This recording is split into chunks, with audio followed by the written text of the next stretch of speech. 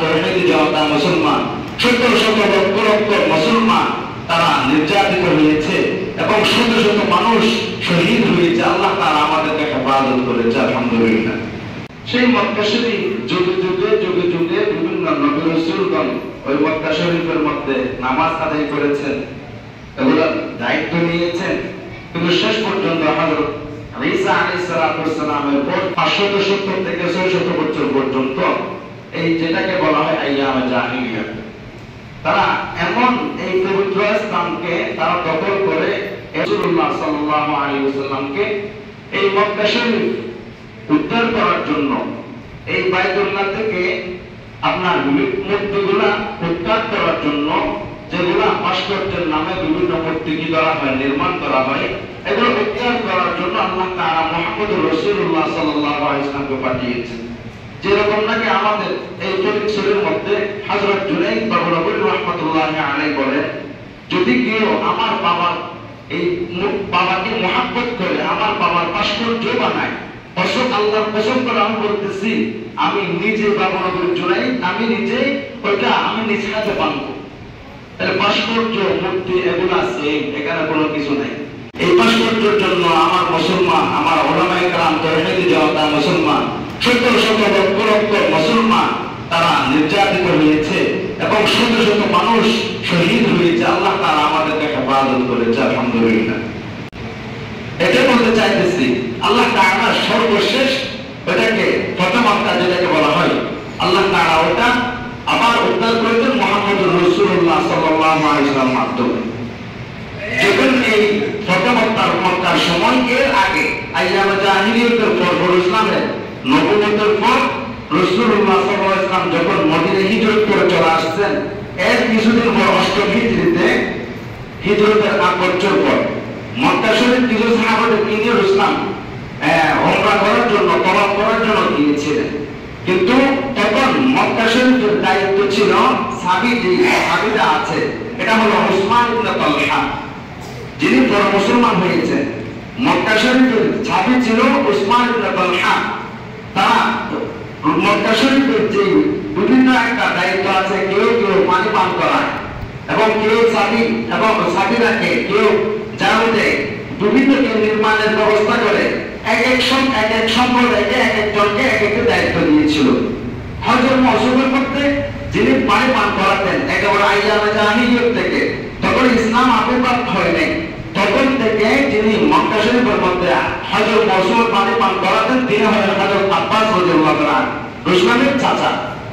তাহলে এটা একেবারে আগে থেকেই রাসূল কোন যে কোনো বংশ থেকে আসে নাই। হযরত আব্বাস রাদিয়াল্লাহু তাআলা যেটাকে সাফায়া বলা হয়, পানি পান করা, তিনি পানি পান করার দায়িত্বে ছিলেন এবং সাহাবীর দায়িত্ব ছিল হযরত উসমান ইবনে তালহা রাদিয়াল্লাহু তাআলার হাতে। তো রাসূল যখন উমরা করার জন্য ওখানে গেছেন, তিনি উসমান ইবনে তালহা রাসূলুল্লাহ সাল্লাল্লাহু আলাইহি ওয়াসাল্লামকে প্রবেশ করতে বাধা দিলেন, নিষেধ করলেন, আপনি ঢুকতে পারবেন না। কারণ তখনও তিনি কি করে নাই, ইসলাম ধর্ম গ্রহণ করে নাই। তখন ইসলাম তার কথা মানে নাই এবং ইসলামকে তিনি অনেক কটূক্তি করেছেন, অনেক প্রকারের বিরূপ মন্তব্য করেছেন। যেরকম নাকি অনেকেই আমাদের আলেম সম্প্রদায়কে ওলামায়ে কেরামদেরকে জারজ সন্তান বলে, অনেকেই বলেছিল জারজ সন্তান। ওলামায়ে কেরামরা কি করে, আলহামদুলিল্লাহ সেই ওলামায়ে কেরাম আজকে সংসদের মধ্যে গিয়েছে, আলহামদুলিল্লাহ ডক্টর আলহামদুলিল্লাহ। এটা অনেকেই চেয়েছে তাদেরকে একেবারে নিচু করার জন্য, কিন্তু আল্লাহ তাআলা তাকে উপরে নিয়ে গেছে। মান তাওয়াযা লিল্লাহ রাফা'াহু আল্লাহ, যে আল্লাহ রাব্বুল আলামিনের জন্য নিজেকে একেবারে মাটির সাথে মিশিয়ে দিবে, আল্লাহ তাআলা তাকে উপরে উঠাবে। এটা আল্লাহ তাআলার খেলা। তো যাই হোক, এটা বলতে চাইতেছি হযরত উসমান ইবনে তালহা রাদিয়াল্লাহু তাআলা রাসূলুল্লাহ সাল্লাল্লাহু আলাইহি ওয়াসাল্লামকে বাধা দিয়েছিলেন, কিন্তু উসমান মানে নাই। পরিশেষে উসমান বলতেছেন, হে উসমান, এমন একটা সময় আসতেছে তুমি এই চাবি আমার হাতে তুমি নিজে অর্পণ করবা। তোমার একটা সময় আসবে, অপেক্ষা করো, এই চাবি মক্কা শরীফের এই চাবি যেটা প্রতি সোমবার এবং বৃহস্পতিবার করা হতো জিয়ারতের উদ্দেশ্যে, তুমি এই চাবি আমাকে আমার নিজের হাতে তুমি নিজে কি করবা, অর্পণ করবা। পরিশেষে ঠিক 2 বছর পর মক্কা শরীফ ফাতহ হয়েছে, বিজয় হয়েছে।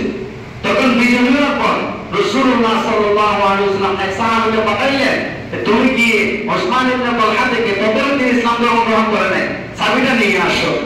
তখন তিনি রাসূলুল্লাহ সাল্লাল্লাহু আলাইহি ওয়াসাল্লামকে মক্কা শরীফের চাবি রাসূলের হাতে দিলেন। তাহলে এখন পুরো মক্কা কার দখলে? রাসূলুল্লাহ সাল্লাল্লাহু আলাইহি ওয়াসাল্লামের দখলে।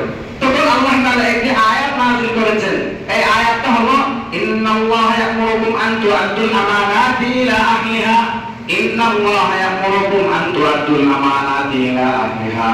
হে দুনিয়ার সকল সম্প্রদায়, সকল মানুষ, তোমরা জেনে রাখো, ইন্নাল্লাহা ইয়া'মুরুকুম, নিশ্চয় আল্লাহ রাব্বুল আলামিন তোমাদের সবাইকে হুকুম করে, ইয়া'মুরুকুম আন তু'আদ্দুল আমানাতি ইলা আহলিহা, তোমরা সবাই সমস্ত আমানত, যার যার আমানত তাকে তাকে দিয়ে দাও, যেটা যার জিনিস তাকে দিয়ে দাও, যেখানে যে বসতে পারবে তাকে বসিয়ে দাও, যেটা যার জিনিস তার হাতে অর্পণ করো।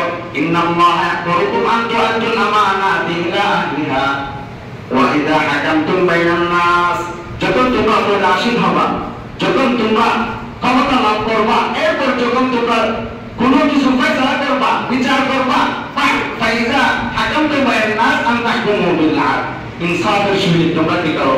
পরিচালনা করো, ইনসাফ করো বিচারের মধ্যে। ইন্নাল্লাহা লা'আইমা ইয়া'ইজুকুম বি, আল্লাহ তাআলা তোমাদেরকে উত্তম নসিহত করতে চায়। ইন্নাল্লাহা কানা সামিআন বাসীরা, নিশ্চয় আল্লাহ রাব্বুল আলামিন সবকিছু শুনে